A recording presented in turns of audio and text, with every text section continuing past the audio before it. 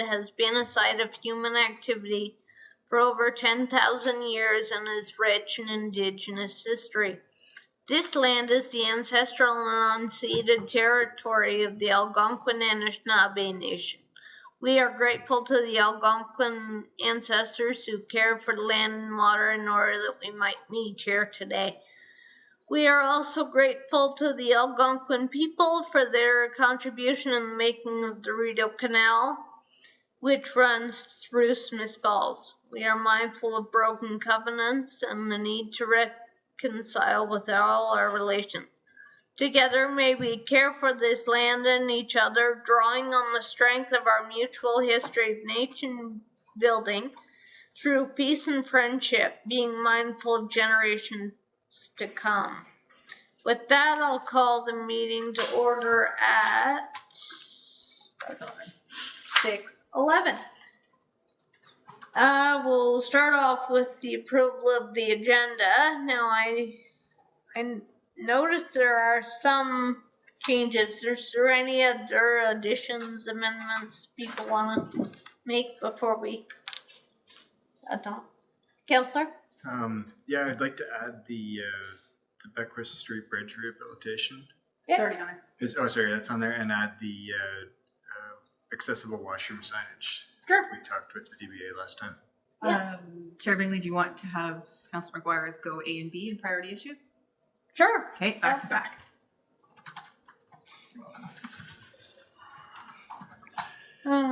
Okay.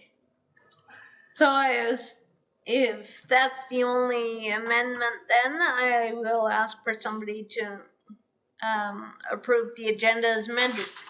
Tori, thank you. Could I have someone second them, please? Deb, thank you. All in favor? Motion carried. We do have a set of minutes to adopt tonight, and they are from the May 12th meeting. Does everybody have a copy of them? Yep. And did anyone notice any changes or anything you noticed to change? No? Seeing none, so I'll have someone move to adopt those minutes, please. Heidi, thank you. Could I have someone second, please? Councillor McGuire, thank you. All in favor? Motion carried. Very long.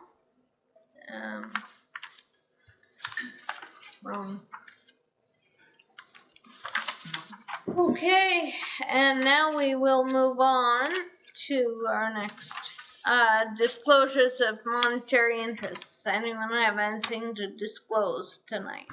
No? Seeing none.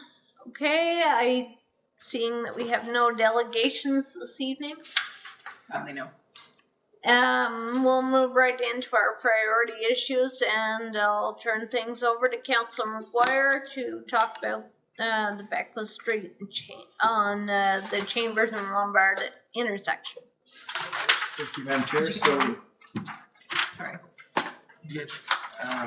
This was on last night's agenda for committee of the whole, but because we had double booking, we deferred it to a future week. So it seemed like a good opportunity to bring it to the committee. When we redid the top half of Beckwith Street at the Beckwith-Elmsley intersection, there was a lot of debate about the free-flowing right-hand turn lane. And the accessibility committee took a pretty strong stand that it was not as safe, not as accessible. And I think now that it's been installed and it's been there for a couple of years, it's really working well and it's passing the traffic. And all the kind of fear-mongering that happened with it didn't really come to light. Now it's being proposed that that free-flowing right-hand turn lane, I think it's a lot more dangerous at this intersection because it's blind, be maintained. And I'm wondering if the committee's got similar perspective on it or a different perspective or any perspective of how and if there's any other kind of accessibility configurations or considerations we need to think about with the redesign of the street. Just a comment. It's not a free three one there. It's light, isn't it? So when you're going from Beckwith to Lombard Street, there's that tight corner with the bridge wall kind of. Oh, going to view. Lombard. Yeah, so that's the one where Okay, it's similar not going on the situation cheap. up here. Yeah. And the other thing too is it leads to a really steep Steep incline. ramp down to the park. So if there was more space there, then we could extend the run of that ramp so it would be more accessible. But right now, you've got the super steep ramp, and then you're right into traffic. And the way it's being proposed right now, it's going to be the exact same as it is today. Yeah. So Chair Bingley, just so I get it for the minute, so Councillor Gar, you were saying that there was debate about the one up here previously that the accessibility committee weighed in on? Yes. In terms of context? Okay, just want to make sure I got that. Okay. Yeah, so that was kind of the, when I saw it, I was like, well, let's get, I think Lucy and maybe Corey, were you there for that? Yeah, it was. Yeah. Yeah. It was kind of a walk around the intersection, and Okay. I think we timed how long it took to get across the old one and the new one. I think so. I think so. A couple of trucks tried to clip Lucy going through the old one. Yeah, that was. They Yeah. extend the time for the crosswalk? Uh, Because at one point it was like really quick and now it seems that there's a bit more of a, yeah, maybe. Yeah. That's a good point too, right? Because it was, you know what I mean? You gotta have enough because time to walk across. when it was first finished, I had taken my bike and it was like, I wasn't halfway across the street and I'm on a bike. What are you talking about? Yeah. And then by the end of the summer, I was able to get across. So I don't know if they just, It was faster. yeah, maybe, I think there is a minimum time frame that is required. yeah. Well, I think we're going to go greater than that. Oh, So it's- there is, because the lights down at the community center, that intersection there, you get halfway across the street and the red hand starts flashing every single time. So the overall time probably meets the minimum standard, but doesn't mean we have to be the minimum. I Okay. mean, we could probably, I think it could all be timed. If the feedback from the committee is that such that there are crossings in town that don't provide sufficient time, Mhm. then it'd be a matter of seeing how staff can, or how we could retime the lights to ensure it's a greater crossing. So it's also timed, of course, with the traffic, vehicular traffic. Right. So that it's more dynamic than simply changing the pedestrian crossing. So, but I think there's room probably to look at that, and maybe feedback from the committee would be that, because I assume public works staff would know the consideration of each intersection, and the timing for each intersection. And if there's feedback on certain ones that don't give enough time, then provide that. So there is an example, Cornelia. Yeah, that one And Allison. is one that I've noticed is really bad. And Okay. like I go as fast as I can. Yeah. And I get to the halfway point across and it's flashing at me. Now, do you make it across before the light changes, before the whole stop? Like I make it across before the light turns Yeah. red. Yeah. But the walk sign already- it's flashing the Telling red you to hurry hand up. before I get to the other side. Like right before, like when I hit halfway across the street, it's flashing the red sign, like the red hand sign. Okay. So there's probably, it'd be interesting to know the various signalized intersections of town, which ones are more problematic.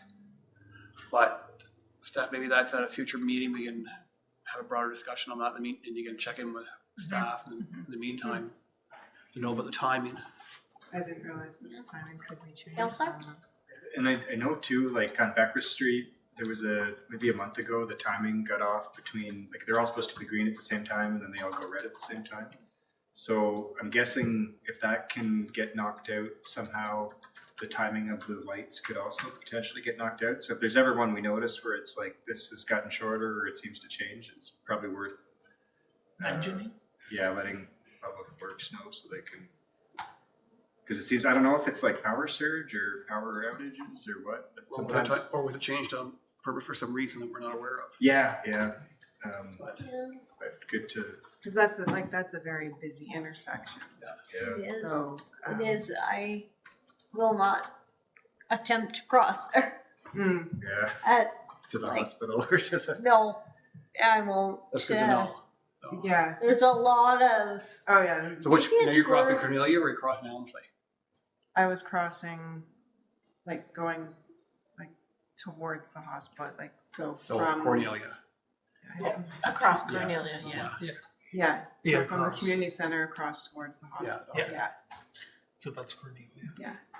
Yeah, Counselor. I believe we put the money in the budget for the new, there's sensors you can put on the lights and the buttons that sync it all up and make it adjust to what the traffic actually is. So I'm pretty sure we bought That new. intersection might be, yeah, you might be correct. It may be, Yeah, so we should be able to have it set up same as any of the ones on Beckwith Street, that even though they're new lights and those are older lights, the actual sensors and computers behind it should be the same. So we should be able to have the same. If you press the button, then you get that extra time to cross. Corey. So going back to this part for there, I agree that what the town did at this end works well. Is there a reason why they want to keep it this way? Is it to get better traffic flow? Do we know? I understand the advantage of keeping it this way means we don't have to move where the light posts are. But we do have to redo the intersection. Regardless, Yeah, so like if there was a time to do it, now would this be would be the the time to do it. But then like anything to reconfigure it that way, I'm sure there's a difference in cost, but there's never going to be a smaller difference in cost than when you're now. redoing everything. So No. another example too could be right now this intersection has concrete medians in all four directions, so that increases the length of time that you have to cross traffic when you're crossing. And if we could move the signal lights to the corners like every other intersection, then we could get rid of those medians, reduce the crossing width. And if that's something the committee cares about, that's like another example of something we could try to recommend and get into the new design, because I wouldn't say that's an ideal. It's not one of the worst ones in town, but it's definitely not one I look forward to crossing. And if we could make it better, then good. It's one of the sections in town that I don't feel the safest when biking, actually. It's Yeah. going off of the free flow. People don't pay attention to people. And you're merging into traffic at that point. what else people are focused on the traffic coming through the light. Yeah. To know about the merge, whether they should speed up or slow down. If I may, Madam Chair, sorry for. Yeah. No, Absolutely. I agree. I think now would be the time to do it. I think accessibility has to be front and center in planning. And it's already a wide crossing to begin with. So having that, the only thing would be having that free flow, if you turned, like I said, the question would be if you take away the free flow, does that widen the actual main crossing? So if you had I guess it wouldn't. No, you still only you'd have probably one lane of traffic heading down Lombard, heading south of Lombard, right? Yeah, so that wouldn't matter. Yeah, so I think the committee should decide how it wants to approach this and maybe make a recommendation back. That, So if you if you took out this, yeah, you would only have the one and then a turning off. yeah, of so it'd be a that. hard stop, just like it is. So on would Elmslie that Beckwith. not, then would you not get a backup coming down? So that was the original argument when we were doing Elmslie and Beckwith. Mhm. And people are saying, well, you're going to traffic factor all the way up down here, all the way to Cornelia, up Cornelia. It's going to be a nightmare. And the reality is that never It occurred. didn't happen. Now, the light configuration here is after you hit a red light, while there's an advanced green coming from Elmslie onto Beckwith North, there's an advanced a right turn green stays for heading up Beckwith, Elmslie to turn right on Beckwith, right? So there's different ways of managing it. Right. But for the committee, I think and those who might be here crossing, Because Yeah, that is a dangerous, like if you're trying to cross here on foot, yeah, that is a dangerous when you've got people coming around here. yeah. They don't As Chris says, the view sheds aren't great. Yeah. The cars are coming through. Drivers are checking over their shoulder to see. I don't know if we have any accident or pedestrian impact. We could look into it for sure. At least we'll have those data. Yeah. I know at the time, the police the chief of the day actually indicated he was opposed to removing the free-flowing lane back here. And I'm not sure, but I think we've got good evidence here that removing it really had no impact on the flow of traffic over the time. Oh, Counselor. And I think there's two things in our advantage here that that we don't have at, say, at the Lombard and Abbott intersection. We don't have a lot of queuing distance behind the lights, but it still is able to pass the flows now that we've got the right-hand turn lane and the advanced green for the right-hand turn. Here we've got a lot more queuing distance. So if we have a straight and a left turn lane and a right turn lane, I can't imagine that the volumes are significantly higher here when you've got the longer queue distance and all the similar opportunities that work at Elmsley and Beckwith and Lombard and Abbott. It just, common sense says it should work, but I don't have any kind of modeling data to say for sure. I think that would be people's only objection to removing it, that's all. Is that would be their, We've seen that before. Heidi. Just with the Lombard Street accessibility, but more for vehicle accessibility, I find that when you're coming up Jasper, you have the backflow of traffic because it's a straight through and a left turn lane. So people that are wanting to turn, all the people wanting to go straight, back up. So when the bridge is open and it's a slower flow, nobody going left can turn there. It would be almost beneficial to kind of flip them, Well, I think what it shows here is, yeah. right? Lane 2 does. Here is a it right turn lane. shows exactly the way it is right now, the straight and the left. It should be straight and the right. Yeah. Counselor. Because I think Well, how they're supposed to set those up is they're supposed to model how many cars are turning right and how many cars are going it's all left. on data And feed of, yeah. And so, yeah, is that right on red more advantageous than having the advanced left? And then that's usually how they kind of decide, okay, it'll be a straight left or a Okay. left and the straight right. But I don't know what the data is there. So my actual impression was when we redesigned this intersection, that there was going to be 3 lanes, a left turn lane, right turn lane, and a through lane on Jasper approaching the intersection. That would be perfect. That would really alleviate. That's what I thought the original intention was. I don't know if there are space constraints, the amount of property the town owns there, or if there are issues because of the bridge starting right there. But maybe we can get some answers on that too. Because you have the flow of the people that are going straight through on Lombard to Jasper to get across that end of town. If they had that flow of straight through traffic from Old Slies up, they'd still be able to go out Highway 15. I think it would speed up any delays from downtown. They know, because you will have time lock to lock for the boats. In car traffic, because you're stopped at the one, but then the other one would be open. So if I could ask a procedural question, Madam Chair. Absolutely. So Mayor Panko, you suggested that perhaps the committee make a recommendation. We could do that, subject to what the committee has to say. Would you as head of council and or Councillor McGuire want to bring this up within the context, because this hasn't come to committee yet, so within the context of the presentation that my colleague will be bringing this forward, did you want to do that and have bring that to them, or do you want the committee to make a recommendation? If I believe there is probably a timing issue. Okay. I'm not sure, because this will be going to tender shortly.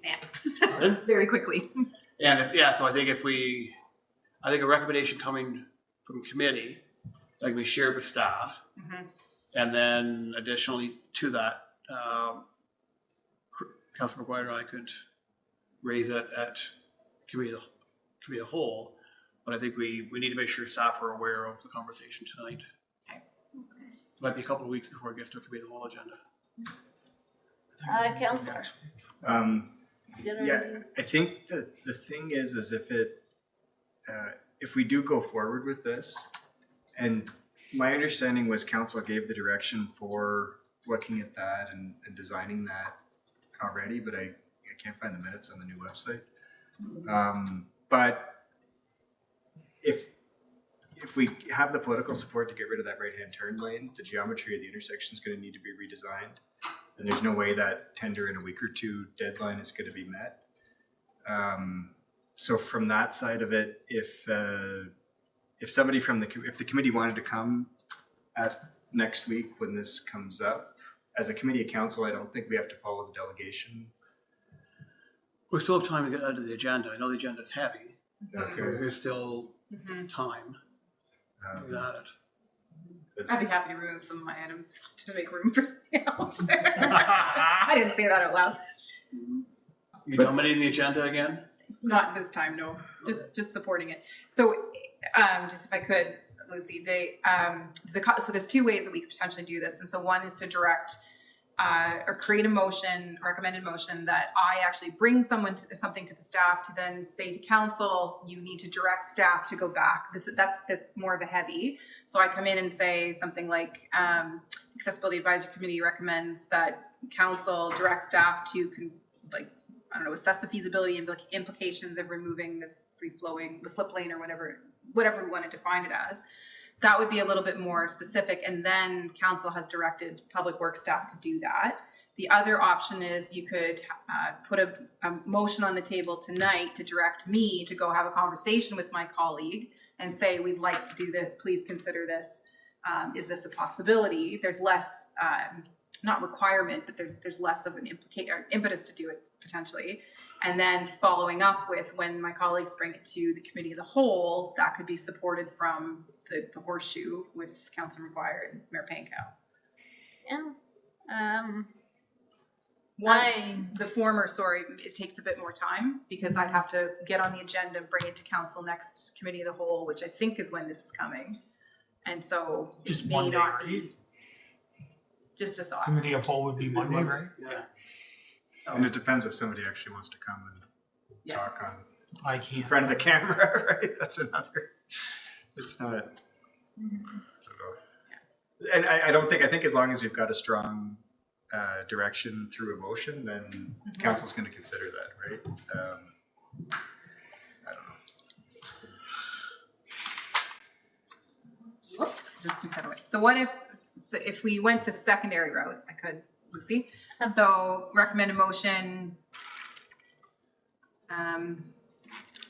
that the Accessibility Advisory Committee directs staff resource, that's me, just in case you didn't know, to confer with Public Works and request that staff assess the feasibility and implications of removing the free flow traffic lane, that's what we're asking essentially, or something, at the intersection of Chambers Street and Lombard Street in order to improve accessibility and pedestrian safety. Not Chambers. Not Chambers, sorry.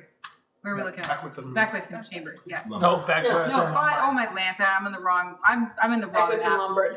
Thank you, Beckwith and Lombard, no wonder. Okay, I mean, we could have them look there too, and really anywhere, but free flow traffic lane at the intersection of Beckwith and Lombard Street in order to improve accessibility and pedestrian safety, and report back to council with recommendations, report back to the committee. What would you think? I don't think it's time to have it come back to committee. I don't know if there's any further discussion needed. Okay. Committee's taking a position on this. Counselor. And just a question to the committee: do we want to include the concrete medians to get Yes. that narrower travel path too? Yeah, I would think that would be, and possibly, I don't know about curbing or sloping, if we can slope those so that you could have a bit of a landing to, That into the park side? Yeah. Yeah. yeah, we could maybe look at that too. So 3 parts. We've got the free flow right-hand turn lane, the concrete medians to narrow the width, and the approach on the approach from the Sidewalks into the Victoria park. Yeah, if we could get a ramp or something that Yeah. makes that A accessible. gradual sloped Mm-hmm. walkway into the path that that connects to the park space. Which if we free up that 4 or 5 meters of not having that lane, Should be. conceptually, there's gotta be more space for something like that. Mhm. I would think. Hope. I don't think so. There would be enough room there in turn lane though for a transfer to make a right still, right? So I measured the angle here. It's about 120 degrees. The angle at Elmsley and Beckwith is about 130 degrees. It's not so much the angle, it's this. It's called the swept distance. So it's like the part the truck passes over when it's got the, you know, the 2 sets of wheels in the middle kind of sinking. But I think the thing here is we've got 4 lanes of traffic that we're trying to move to 3. So if we have the space to manipulate that angle. It's not like we've got a gas station or something or a constraint that's really locking us in. And from what I've read on the technical brief on it, it's more about whether we keep the existing geometry or not. And if we keep the existing geometry, then you need it. But if we're not keeping the existing geometry, then there's no reason why you wouldn't be able to. I just want to make sure we're not stopping trucks from being able to turn. Yeah, they would have to make sure that it can accommodate that turn, right? And because it's Highway 15, so Yeah. we got 90% funding for it, but it needs to be able to pass the trucks. So it's not a. But I think from this, we were able to do it up here. I don't see why we can't have a win-win on it, but it's going to delay the tendering, which is going to get a lot of pushback. So Which motion do you think would be supported better? Well, it's a matter of, are there technical reasons why that's been maintained in the design? And does it have to do with the volume with truck traffic? I don't know, and the volume that comes through there, right? So perhaps we can get a response to the committee by email anyway. Mhm. And then if there's an interest in going further based on the response to the email, then the committee can seek a delegation. I mean, Chris and I can certainly carry the ball on it as well. But it's important to have everyone here have the opportunity to add their voice to their concern. So do we want a formal motion tonight? And so what I would propose, and feel free to tell me where to go, that the Accessibility Advisory Committee direct staff, me, to confer with Public Works staff and assess the feasibility and implications of removing the free flow traffic lane at the intersection of Beckwith and Lombard, which is the right one, in order to improve accessibility and pedestrian safety, and that the assessment also consider the feasibility of removing or modifying the concrete medians to reduce the width of the pedestrian crossing, right?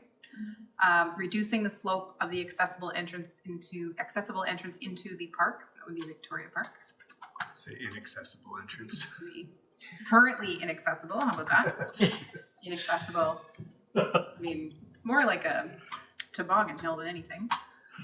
And identifying any additional accessibility improvements, just throw a little razzle dazzle in there. Identifying any additional accessibility improvements that may enhance access and safety for pedestrians, particularly persons with disabilities, seniors, and other vulnerable users.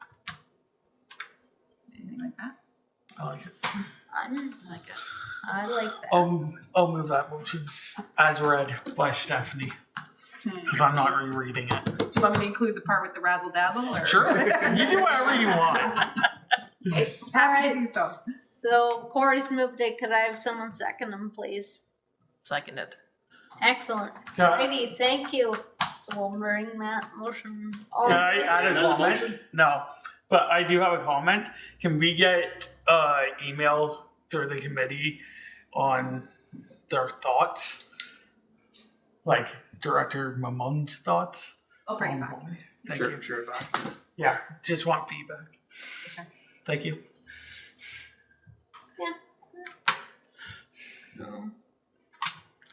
All right, so I think that can wrap up that discussion. Certainly a lot of wonderful points, and we'll get that going with Director Clark's wonderful help. So thank you. I'll do my best. I think is everybody comfortable to move on to the next priority issue? We didn't really do that. Okay, the next priority issue we have is national accessibility. Oh, we're going to- Before we move on, I do. We didn't talk about the Chambers Street intersection. Okay. I think redoing it because we have the lines there. For accessibility on the left side Chambers Street, like right by the bridge where that pedestrian crosswalk is. Yep. It needs to have been relooked at as a safety issue for pedestrians crossing, not only accessibility.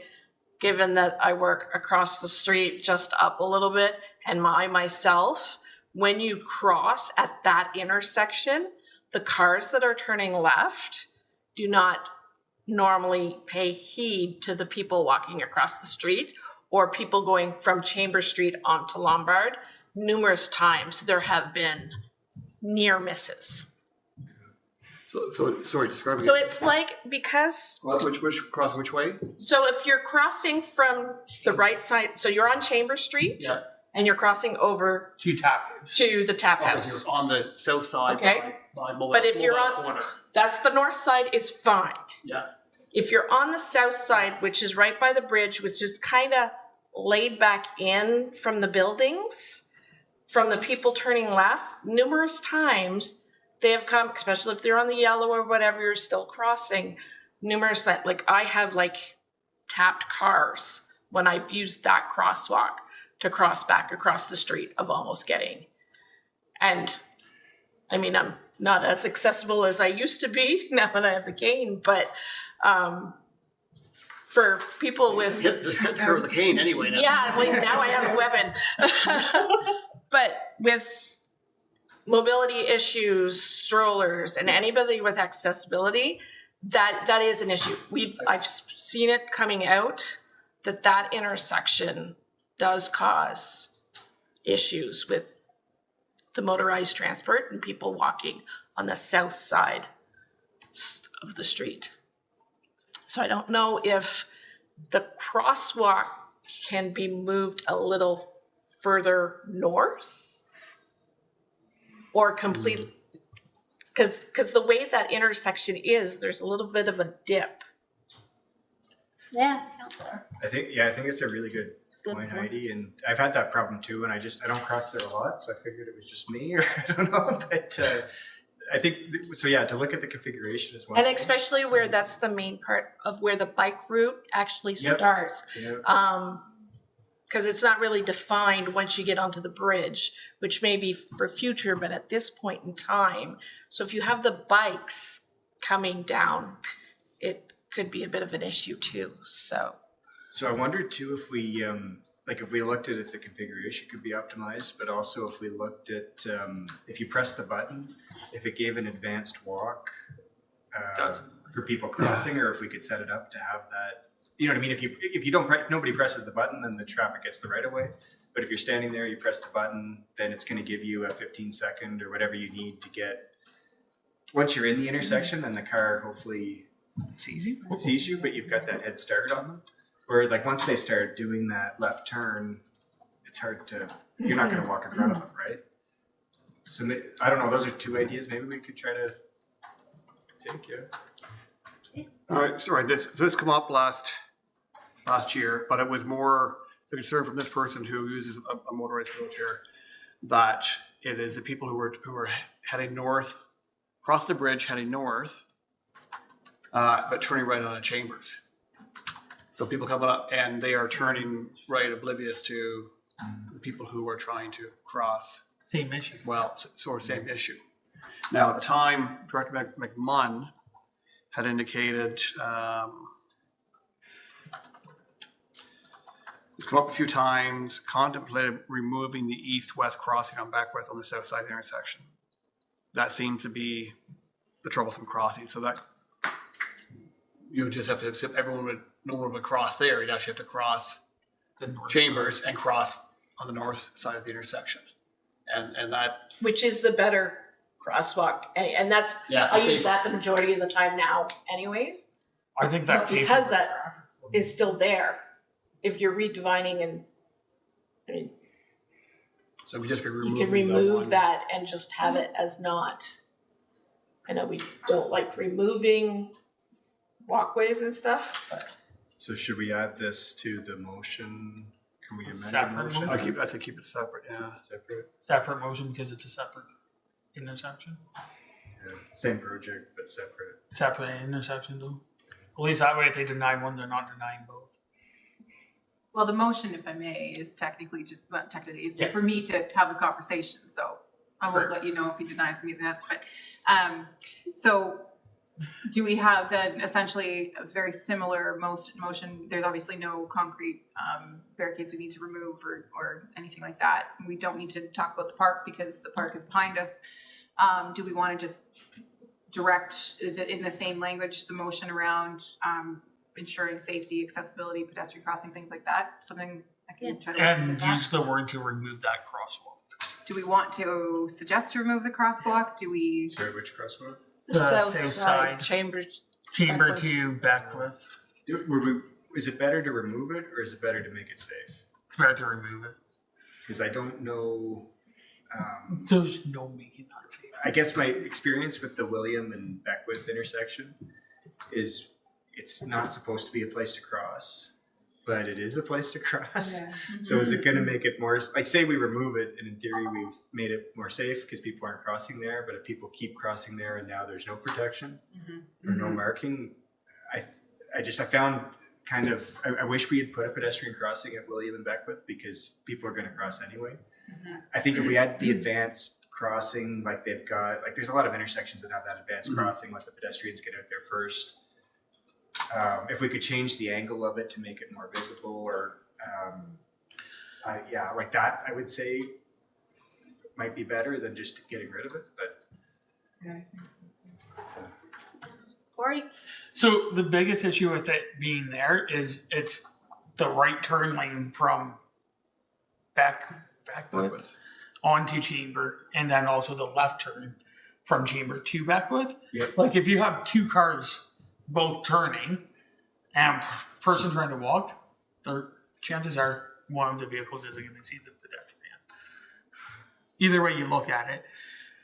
Yeah, I guess I would say there's a lot of intersections though where that, like Lombard and Abbott and Elmsley and Beckwith would be another example where you've got the advanced, well, in the advanced green, it's not a walk time. So, but all of those intersections where you have a heavy left turn traffic and a heavy right turn traffic, but we don't seem to have the same problem. So maybe it's a combination of like the design, the enforcement, the timing of the lights. But I worry that, because then if somebody did get hit when they were crossing and there's no marking, then it would be their fault, which I don't know if I blame them, you know. I'm sure, I think the having a pedestrian priority might be, for instance, so maybe the first 15 seconds or something that gives the pedestrian crossing opens up. And someone's is much less likely to take off when the pedestrian's already out in the middle of the street. So they might be most of the way across, and then the advanced green start. Basically, simply about yeah, giving if we could pedestrians a propose the, a change of light signaling for that intersection as an advanced pedestrian walk before the advanced greens happen, would maybe alleviate some of that issue. So if I could, what about, again, feel free to wordsmith, no razzle dazzle this time, Corey. Recommend a motion that the Accessibility Advisory Committee direct staff, me, confer with Public Works and request a review of the pedestrian crossing conditions at the intersection, spell that properly, of Beckwith Street and Chamber Street, right? Okay. With particular consideration given to pedestrian safety, accessibility, and ease of use for persons with disabilities, older adults, children, and other vulnerable road users. I'm not sure why I said road users, other vulnerable users. And further, that the review consider opportunities to improve accessibility and pedestrian safety at this location. I would say focus on the south South crossing. focus on the south side crossing. And going from Chamber Street across to Tappers, just so that we understand where. And to consider the possibility of a advanced pedestrian priority or whatever must be a suitable expression for that. Okay, I think that's a good motion, because I do think that some sort of a crosswalk, back to your point, Counselor, is a good idea, in that if there's something there to mark where to cross, it kind of alleviates that, well, there's no crosswalk.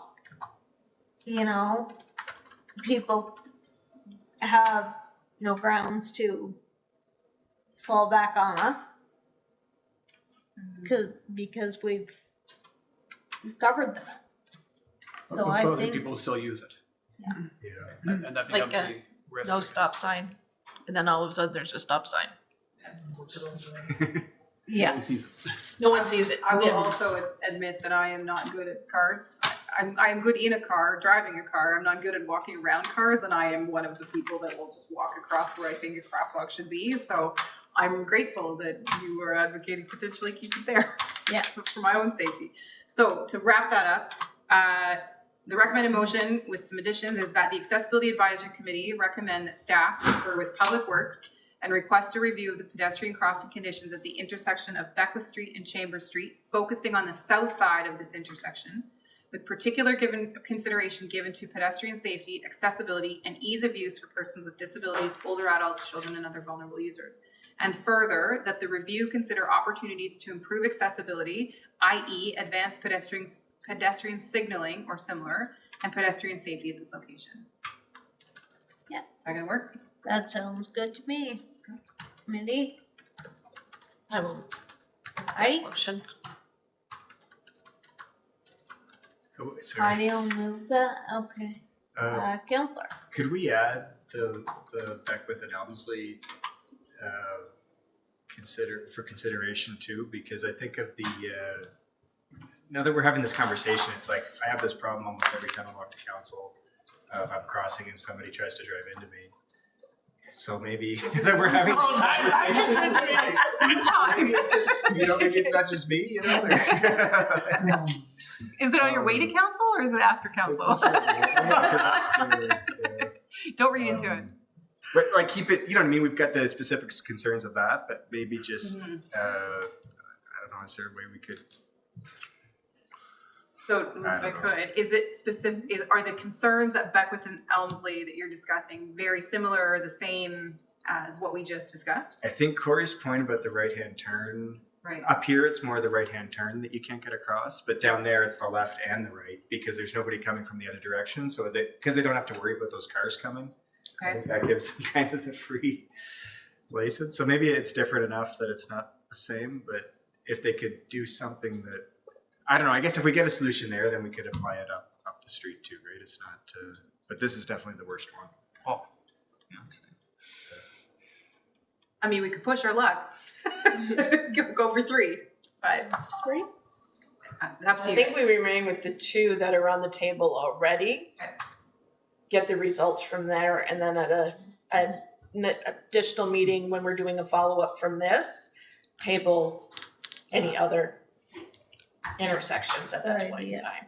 Just be really careful until then. I bring water balloons. Bring a king, come on. Yeah. Okay. Well, I thank you for that discussion as well. Very, got a lot of great points made, a couple of great recommendations. So I'm Move that. looking forward to the follow-up on To it, so. that. Hang on, did we move that motion? Yes? I think we moved it. We did not second it. I think Heidi moved it. Better if it is. Gabby, do you want to second that? Okay. Deb seconds. Okay, all in favor. Motion carried. So we'll get that. Where it needs to be as well. And now we got. So we'll move on to priority issue. It will become B now, and we will talk about the accessible washrooms, and that turns back over to Councilor McGuire. Thank you, Madam Chair. So we seemed like we got a kind of positive response from the DBA when they came last time. I'm wondering if the committee's still looking to see that happen. If we could get, I'm not sure, is it somebody at the town can do mock-ups of those kind of signs? Like if you look at the empty storefront by Beckwith and Russell, you know, there's those posters, like we do stuff like that. If we could get, if we could direct whoever it is or ask them if they've got some extra capacity at some point to do some mock-ups for us, then that would give us something to, you know what I mean? Then we can go back to businesses and say, this is what we're proposing. And this is, you know, who's interested kind of thing, and then find some money for it. Is there any, I don't know, debate or discussion or? I think that So signage for like just showing that they are accessible, you mean? Yeah, so when I was in Picton for the Heritage Conference last year, I noticed that certain businesses, if they wanted to, they'd have a sign outside their business and it would have either, there's a washroom open to the, you know, it's a private washroom, but we're welcoming the public to it. If you want to come into our store, you're more than welcome. And then it had an extra indication that if that washroom was accessible. That's So, and I was talking to somebody on their accessibility committee and they were saying, okay, well, even if the washroom's not accessible, people have disabilities that may not be like a physical disability that they need an accessible washroom, but they need access to a washroom when they need it. So that was kind of how they organized it. And a lot of the store owners liked it because it increased the traffic. You know, it was just like a welcome to my store. You got to walk by all the stuff to get to the washroom and back. Maybe you'll see something you want to buy. And it made it so that in an area where it's just not really feasible to have public washrooms, it created a public washroom service that seemed to be win-win for the business owner and for the tourist or the shopper in the community. So I like it. I was thinking if we could get the mock-up, something with like the town, you know, the town's got its design guide or the, you know, those colors and the fonts and all that. Something for a washroom, something for an accessible washroom. And they had two kinds. They had ones that would kind of hang on a little hook off the side of the building. And they had kinds that would sit in a window that was the same as the one hanging on the hook, just in the window. And then the third kind was a, like the signs you'd stick into the ground with the H-frame and the corrugated plastic. So, yeah, that was what they did. And it seemed, I thought it was a great idea. It looked like it was well received. And I've definitely heard complaints about the lack of washrooms kind of between up here in the visitor center and Down there. down at the park. Yeah. that is a great idea. If the committee's supportive, I think that wouldn't be great if we could see what they have to offer and see what we can do with that. Is everybody in favor? So just a question of clarity. So are you asking the town to do some mock-ups, or are you asking the DBA to do, because this came out of the DBA conversation, right? Not to put more work on the DBA. Yeah, so I would say let's ask the town Okay. because it seems like we have capacity to do that kind of stuff, but I'm not sure who does it. But You're I'm looking thinking at it's economic development and tourism, maybe. I don't know. And the intention, if just want to capture this for the notes if I could, the intention is that we would offer this to businesses in the area, and if they were interested voluntarily, they could participate to say, here's we have a washroom that's open, et cetera, Yeah, this is where we could go back to the DBA and say, Right, okay. Kind of works the same as town did or DBA did the little puppy paws, saying that your business was dog friendly. yep, yeah. It works on the same premise. Okay, thank you. Okay, so I think we can do that for sure. And Director Clark, we can put it on a future agenda and get that going. I'll reach out to Acta. Sounds like a great project. I think we can move on. Everybody comfortable to move on to our next priority issue, which is National Accessibility Week. It's a fairly quick one. Just a couple of things that I want to bring up and have noticed. Courtney was responsible to see if she could get the schools on board for tomorrow for Red Shirt Day. In addition, there's a group at my church that will be acknowledging Red Shirt Day as well. So I'm very thankful to them, as well as the hospital where I work. They'll be acknowledging Red Shirt Days tomorrow as well, and they'll be participating. It was on our calendar. So I very appreciative of that, and thank you to everybody that spearheaded those initiatives in their respective institutions. Is there anything else about Accessibility Week that anyone would like to bring up, discuss? I do have one thing if I could. Yep. So I spoke with the Downtown Business Association, and as you are probably aware, Bike Night is happening tomorrow. They have suggested that if we wanted to, given that it's Red Shirt Day, they would be open to us having a table of some sort. We could probably put up here in our town hall. So if that was of interest, we could get some materials printed off tomorrow, and anybody from the committee could do an hour or whatever it was, wear a red shirt, talk about a National Accessibility Week, and we'd put a little booth up. Just if not required, but if you wanted to participate in Bike Night and just have a presence, that was something that I wanted to make sure that I brought forward. The DBA suggested that maybe we would want to show up and hang out, look at some bikes, talk to people. So if anyone's interested, Corey looks like he wants to go. I'll go. Okay. Do we want to, I mean, we can do this offline too, but I'll get the materials together. You gave me some information. Yeah. So I can. pull Courtney that was stuff also together. interested, so let's reach out to her. Okay. So Courtney can do it too. Bike night starts at 3. I think roads are closing at 3. Seems to get really bumping around 5 to sort of 7-ish. What time would you like the materials and the seated area to be available, and we'll make sure it's there. Say around 3 o'clock? 3, 4. Why don't we said 4 and get them a chance to get going? Okay. A little bit. How much of Beckwood Street is closed, just so? The whole shebang. Whole street. And Russell East as It's a well. big deal. Now, is there, I'm just thinking, is there a need or desire for a couple of tables to just cover a couple of different areas, perhaps if a couple of different members came? So I could ask that for future, but right now they sort of offered just the one spot because they're trying to be very specific about where the vendors are going. Okay. Just they have a plan that they need to stick to based on the approvals and things. So Okay. I could ask, but Okay. I also know they're probably pretty stressed. So Yeah. if we could maybe stick to one, we could have a couple of tables maybe in one spot. But, Where are they, what's open? What spot's open? so they wanted us to up here near, because I think there's a couple of different sort of information type booths. We're not vendors. We're not selling anything other than good vibes. So I think we're going to be sort of up in this general vicinity. So even just outside the council chambers. Yeah. Maybe ramp to the sidewalks. That'd be great. Yeah.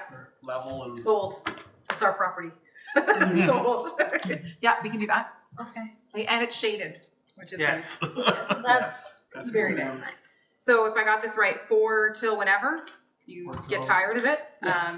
Did you want to reach out to Courtney? Yeah, I'll reach out. Okay. Oh, already did. Okay. And I guess come one, come all. I will try. Okay. I do work till 5 o'clock, but We'll still be there probably. I will. Probably can tell it's over. Come on. I keep threatening the organizers that I'm going to buy a Vespa and just drive up. Ding ding. I want to participate too. I think it'd be great. I'm not sure. I'll have to check my schedule, but I'm Make sure it's electric Vespa, so it's Yes. quiet. Yes. No Harley war. No Harley Ward. Wow. But then you can't get like a 1963 celery green Vespa, you know. I guess you could modify it. I good. just think it'd be so cute. Because it's all about that. All right, so we'll I'll have some materials. Maybe I'll confirm with you what you'd like there, and I'll get that ready. Okay, sounds good. Sure. Okay, we can move on to our third priority issue, which is an update on the social media campaign, and that's with Director Clark. Sounds good. Thank you for that. So I reached out a few weeks back to Joanne Plantz, who's our communications coordinator, and she was happy to dust off some of our old social media posts, but also update with a few facts, information, some links and stuff. So all this week, throughout National Accessibility Week, we've been posting and will continue to until June 6th. So starting on the 31st, the town website has been posting facts about National Accessibility Week, things, connections to commitments, and some information around how to get more information about National Accessibility Week, back sort of linking it all back in. So those will continue to roll out this week. We have a post specifically like 2 for Red Shirt Day tomorrow. So we'll have, that'll go out, they're scheduled. So Joanne, big shout out to her. She was really happy to assist and really jumped on it right away. Probably reprioritized things that maybe she shouldn't have. That's okay. But I'm grateful that she was willing to do it. And just we wanted to do it. I didn't ask the committee, so I apologize. I know you guys had said yes previously, but just the timing of it, I thought it would be probably a good idea just to get the information out there and a bit of visibility. I am going to get some information on what sort of traction the post got. We do have a fairly significant following, significant in the broad scheme of things, maybe not that great, but for a municipal government of a town of this size, we have a fairly significant following. And these are good news posts that people don't usually get mad about. So it's kind of nice to see. So that's just out there. Okay, for this week. Well, thank you very much for that, and thank you, extend our thanks please to Joanne for doing that. Heidi's got something to say. Heidi. Just on the topic of social media and stuff, on my social media feed today, there was the Rick Hansen Municipal Accessibility Policy Toolkit that you could apply for. Does the town, has the town looked into that at all? If I may, the town has looked into it in that we have downloaded the information. Okay. And it is on the list. So has the town delved into it? No. We have in previous years applied for funding. We got some really great feedback in terms of what we were hoping to, because we've been denied. It's a hugely successful project that they give a lot of funding for. We just weren't quite meeting the mark, but in terms of their priorities and ours at the time. But I'm hopeful that we can get some funding from them and support. They've got really great resources too. So I didn't look at the whole thing. It just social media pop up and I looked at it quickly and I'm like, I should flip it in to mention it sometime tonight. absolutely, So. yeah. No, it's good. Very good. Okay. And I think if everybody's comfortable to move on, we will move on to our last priority issue, which is an update on the report to council with Director Clark again. Thank you. So just to sort of close the loop, the last meeting we had a conversation about language and how important language is and how we need to be conscious of how we're using language and because we can weaponize it or be extraordinarily inclusive. So council heard me pontificate about 2 weeks ago now. So I brought forward, I had shared with this group the language the report I was going to read. So I read that to council. The question that came out of it is, okay, that's great. We all agree. What now? What do we do? And so Councillor Miller had a really great question. What does that mean? What does it look like in terms of action?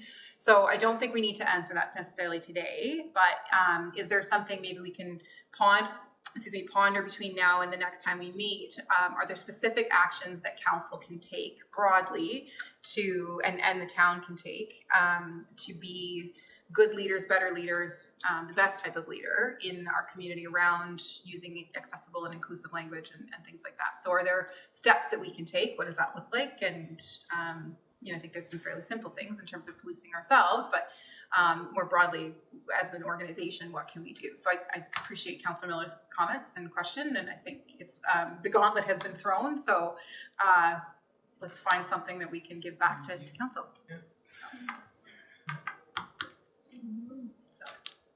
Great. Well, thank you for that update. Is there any ideas offhand?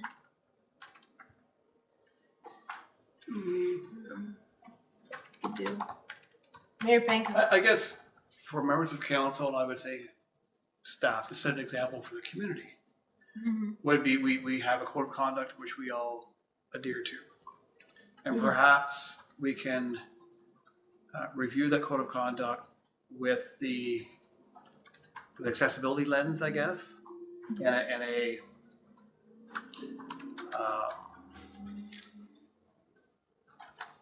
the lens of understanding, or a way of reviewing that code of conduct and ensuring that when a staff member or member of council start their term of council, we sign a code of conduct, for an example, that it would be, there'd be appropriate, I guess, statements there that we're obviously leaders in the community, we're held to a high standard, and the opportunity for us to set a high bar for what's appropriate. And that would be, I think that could become maybe a part of a future code of conduct. Great idea. We could possibly do that. I like that. That, I mean, makes sense. I think that. So there may be language in there now, I'm not sure, I'd have to go back and review it. It's been a few years. But, We could wordsmith it a bit. I think that is a good good addition to it, to make language. Could that go back to council before the election so that it's in there in time for the new council to look at it? I would think so. So, Yeah. the code of conduct though is it's a town document, so it's not specific to council, correct? Like you guys don't have a separate, They have we all are governed by them. We, Even this committee is I governed by believe them. we do. Yeah. And committee members Mhm. are also, must adhere to the same code of conduct. Mm. And for members, well, I guess it's, yeah, probably even for the same conflict of interest standards too, Mhm. I would think. Yeah. I would think. Because then I'm just thinking in terms of adoption, it would be operational revisions that would not necessarily need to be approved by council. It would be adopted by. Broadly. Yeah. Very broadly. And again, I think it sets an example for the entire community. And we know that there's, unfortunately, words out there which are very hurtful, which are used all too frequently. And Okay. Well, thanks. That's some excellent points there. We can certainly have a look at our code of conduct and see what we can put in there. I think Um, if I could, Lucy, sorry, just Yeah. the general. I will say, admittedly, I had a migraine and was not doing so well when I was standing there, so I should have memorized it before I went up. But I will say that the general feedback, everyone seemed to be in good agreement. I think it was well received in that it was it's a fairly standard statement. I think it should be a no-brainer, but it's a good reminder. And I think in addition to that, in the community, those who were watching, there were a number of folks that responded positively to the comment. And so I've had a couple of pieces of feedback from people that I didn't think would be participating or would reach out, and it was all really positive. And so appreciation to the committee for putting that together and not forcing the issue, but bringing up the conversation to be had around the horseshoe. So I think it seems as if it's landing where it needs to, not just around the horseshoe, but within the community, and that's the whole intention. So Good. Well, thank you for bringing that forward, and glad that we have some positive feedback. okay. All right, so I think, is everybody comfortable to wrap up the priority issues then? Mhm. So we have no correspondence items tonight, no in-camera issues tonight. Let's move on to our discussion of the next meeting date. Director Clark and committee, what would we like to do in terms of July, August? When are we comfortable to? Well, I like you guys, so whenever, but I'm not here for July. We typically don't meet in July, so if we're looking We've met our required number of meetings for the year. Not that again, we want to not continue to meet, but we will continue to be a committee of council until October 26th, I guess, or give or take. So we can continue to meet until October. I'm assuming we don't want to meet in July. We can take summer off. Do we want to meet in August or do we want to meet in September? Early September, mid-September. I won't take that personally for it. Yeah. I mean, yeah, I would say it's call the chair, but plan for September if something comes up earlier that we need to review. And I think tonight's a good example of there are still deficiencies within our community. And when awareness is there, then there's opportunity to make a difference. So certainly I'm comfortable leaving it up to the chair if we need to meet earlier. No, I think September's fine, provided that those recommended motions tonight aren't time sensitive in the sense that we need to meet for September. So what I'll do is, so I've actually reached out during this meeting. I reached out to my colleague in Public Works and provided him both motions and said, let's have a conversation. I CC'd you. So I will report back to the committee on what that looks like and if there's anything that comes out of it. And then we can make a determination if we need to meet more quickly than that. But other than that, do we want to set a date in September or do we want to, because I don't know if you have your lives planned. I certainly don't, but I can send in mid to late August, I can send a doodle poll around and I can put it in my calendar to make sure I send you a doodle poll about when we want to do a meeting in September. Does that work? Yeah. Okay. That's good. Probably Great. early to mid, just so that we can have one in September, maybe wrap up one in October until they Great. cancel. Yeah. Not Labor Day, but we Yeah. take after. Okay. I mean, we could on Labor Day if you really wanted to, but barbecue I'm gonna be it. around. Thank ourselves. Sure. Okay. Okay, so we'll leave that up to a doodle poll for our September meeting unless something comes up. I think that wraps up our proceedings tonight. We can adjourn. So could I have a motion to adjourn, please? Corey, thank you. Could I have a seconder? Deb, thank you. All in favor? That's carried that the meeting be adjourned at 7:17 and stand so adjourned until the next duly called Accessibility Advisory Committee meeting in September or earlier if needed.